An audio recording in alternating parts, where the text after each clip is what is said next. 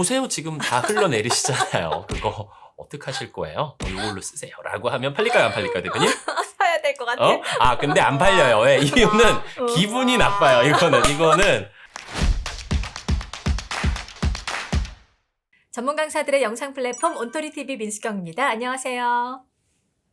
네, 반갑습니다. 세일즈 연구소 셀랩의 황현진입니다. 반갑습니다. 네, 대표님 반갑습니다.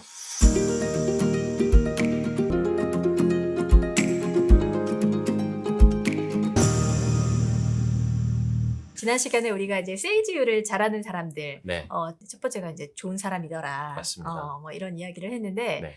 오늘은 이제 좋아 보이게 만드는 방법이 뭐냐, 네. 이 이야기를 이제 해주실 거예요. 네. 보통은 이제 세일즈라고 하면 네. 내가 어떤 물건을 갖고 그걸 판매할 때만 필요하다라고 생각하는데, 그렇죠. 그렇게 정의를 내리는 게 맞냐.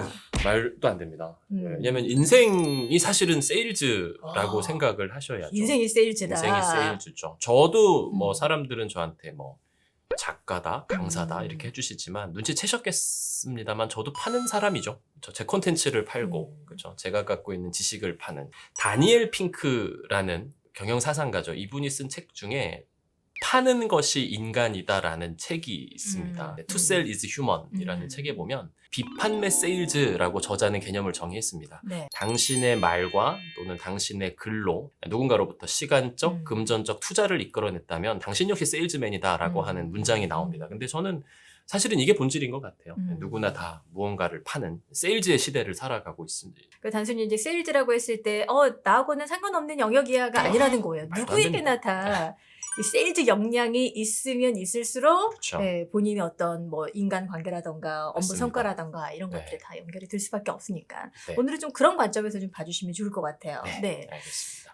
어쨌든 지금은 이제 비대면 시대라고 해도 과언이 아닌데 네. 이런 상황에서 필요한 영업 역량이 좀 따로 있지 않을까 싶거든요. 따로 있다. 네. 그러니까 이게 사실은 뭐 갑자기 없었던 게 비대면이 음. 중요시되면서 생겨난 건 아니고요. 네. 예전에도 이건 너무 중요했었는데 전 두 가지라고 생각을 합니다. 네. 첫 번째가 비대면 이야기 하시는데 음. 사실은 비대면의 시대는 아닙니다. 지금도 대표님도 저랑 이렇게 뭐 대면에서 그쵸. 대화 나누시잖아요. 그러니까 선택 대면의 시대로 기억해 주셨으면 좋겠어요. 내가 선택되면. 저 사람을 만날 이유가 있고 또는 뭐 장소라면 그곳을 가야 할 이유가 있고 그래서 분명한 이유가 있는 즉 선택받는 것들만이 살아남는 시대죠. 그러니까 어떻게 보면 되게 무서운 게 코로나 시대에도 보면 잘 만나서 잘 파시는 분들은 여전히 잘 파세요. 내가 저 사람을 만날 이유가 있어요. 마스크 2개, 3개 쓰고서라도 가서 만나더라는 거죠. 그래서 지난 시간에 이야기 드렸듯이 그래서 더더욱 좋은 사람이라는 키워드는 중요한 것 같습니다. 그리고 두 번째가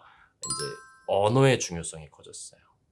실제로 내가 저 사람을 만날 기회가 줄어들었다라는 건 분명하잖아요. 네. 그러다 보니 내가 쓰는 카톡 메시지 하나, 인스타에 올리는 글 하나, 메일을 쓸 때에 사용하는 단어 하나, 언어의 중요성이 커졌다라고 생각하시면 됩니다. 두 가지인 것 같아요. 선택 대면의 시대에서 나를 만나고 싶은 사람으로 만드셔야 되고, 그다음 두 번째가 그럼에도 불구하고 당신이 쓰는 언어, 말이든 글이든 두 가지는 너무너무 중요하다고 생각을 합니다. 네. 되는 사람은, 꼭 만나야 되는 사람은 네. 어떤 방법을 써서라도 그쵸. 만나는데 맞아요. 내가 이제 그 사람이 되느냐 못 되느냐 이제 그 차이가 굉장히 클 것 같아요. 실제로 코로나 때도 이제 잘 되는 분들은 잘 돼요. 될 놈 됩니다. 지난 시간에 이어서 이제 네. 좋아 보이게 만든다는 것에 대해서 이야기를 나눠봐야 돼요. 그렇죠. 좋은 게 아니라 지금 좋아 보이는 거라고 하니까 뭔가 좀 희망을 품게 됐어요. 그렇죠. 좋아 보이게 만드셔야 돼요. 네네. 그러니까 이것도 어쨌든 감정의 영역입니다. 뭐 보험 하나를 가입하시고 뭐 가방을 하나 사고 이게 진짜 좋은지 아닌지 이성적으로 판단해서 선택하시는 게 아니거든요. 누가 뭘 이렇게 설명하는데 좋아 보이는 거예요. 느끼는 거죠. 그렇다고 뭐 제가 앞에 단서를 좋은 사람이라고 달았는데 네. 좋은 사람이라면 분명히 좋은 걸 소개했을 거예요. 안 좋은 걸 좋아 보이게 하는 건 사기죠. 그게 아니라 정말 좋은 걸 고객은 몰라요. 그걸 더 좋아 보이게 만드셔야 되죠. 예를 들어 차도요. 제가 최근에 컨설팅했던 배기음으로 승부하는 회사가 있어요. 또 뭐 배기음이 좋아요, 뭐 좋습니다라고 이야기하지만 고객은 그게 와닿지가 않죠. 그러면 배기음이 나랑 무슨 상관이야? 그렇죠. 뭐 이렇게 생각하고. 그럼 언어를 바꾸셔야 돼요. 예를 들면 사장님, 저희는요, 배기음을 만든다고 하지 않습니다. 저희는 작곡한다고 이야기를 해요. 작곡가 초빙해서 엔진 사운드 만드는 유일한 브랜드가 와. 저희 브랜드입니다. 사장님 혹시 좋아하시는 가수 있으신가요? 아무나. 네, 임영웅 할게요. 자, 어쨌든 가수 얼굴은 수백 번을 보다 보면 질리죠. 근데 가수의 노래는 수백 번을 들어도 질리지를 않습니다. 차량의 배기음이 그런 역할을 해요. 그래서 구입하시고 딱 한 달 설레게 만드는 차가 있는가 하면 타시는 내내 설레게 만드는 차가 저희 차입니다. 라고 이야기하면 좋아 보이잖아요. 세일즈 잠깐만요. 그쵸?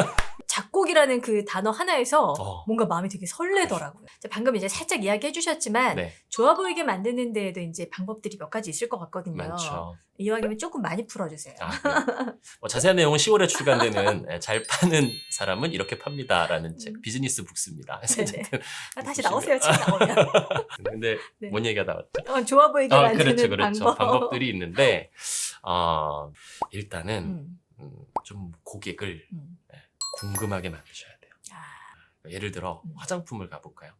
탄력 크림인데 되게 좋아요. 참 좋아요. 써보세요라고 하면 고객들은 무심합니다. 근데 궁금하게 만든다라는 건 단지 좋아요가 아니라 탄력 크림 보시나 봐요. 네네. 얼굴에 손 안 대셔도 피부 탄력 확인하실 수 있는 거 아시죠?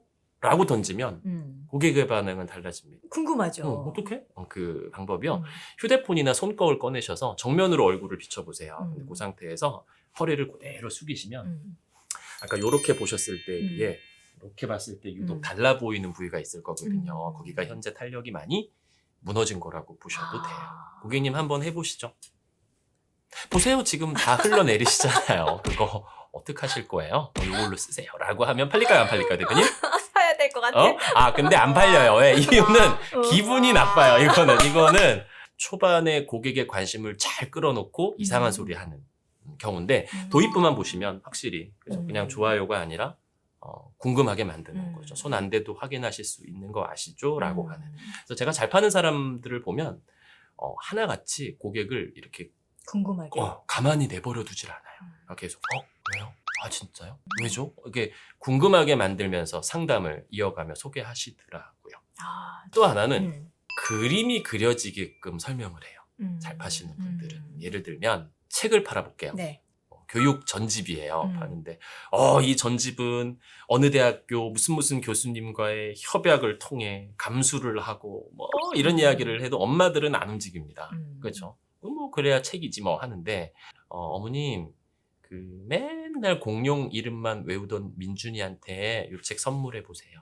어느 날 지방에서 지질학 관련 책 딱 펼쳐두고 읽는 모습 제가 보시게 해드릴게요. 그리고 걔가 아마 엄마한테 질문할 거예요. 엄마, 화석이 어떻게 생기는 건지 알아? 라는 질문 제가 받게 해드릴게요. 라고 그림을 그려주잖아요. 그러니까 이 상품을 통해서 고객이 누리게 돼. 그러면 고객은 결심합니다.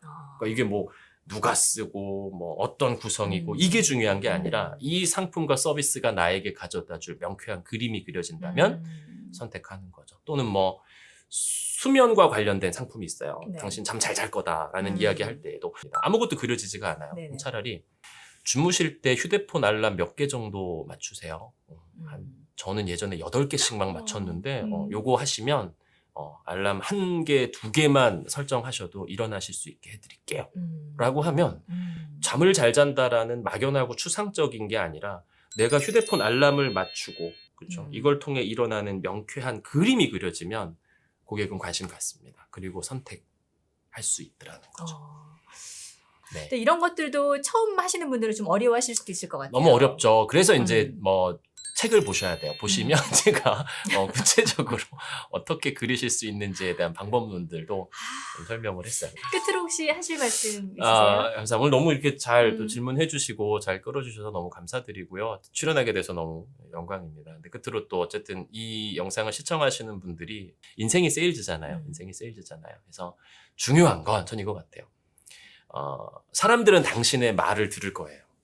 당신의 글을 볼 것이고. 하지만 그 말을 하는 사람의 태도를 느끼는 것 같더라고요. 그래서 지난 시간에도 말씀드렸습니다만 신념 그리고 이 사람이 어떤 태도로 나를 대할 수 있는가가 통할 겁니다. 아무리 시대가 디지털화되고 뭐 된다 한다 하더라도 사람은 사람을 만났을 때에 얻는 행복과 기쁨이라는 게 있잖아요. 그 그쵸. 누구도 대신할 수 없는. 그래서 그 가치를 믿고 앞으로 하나하나씩 실천해 나가시면 좋겠다라는 생각이 듭니다. 네.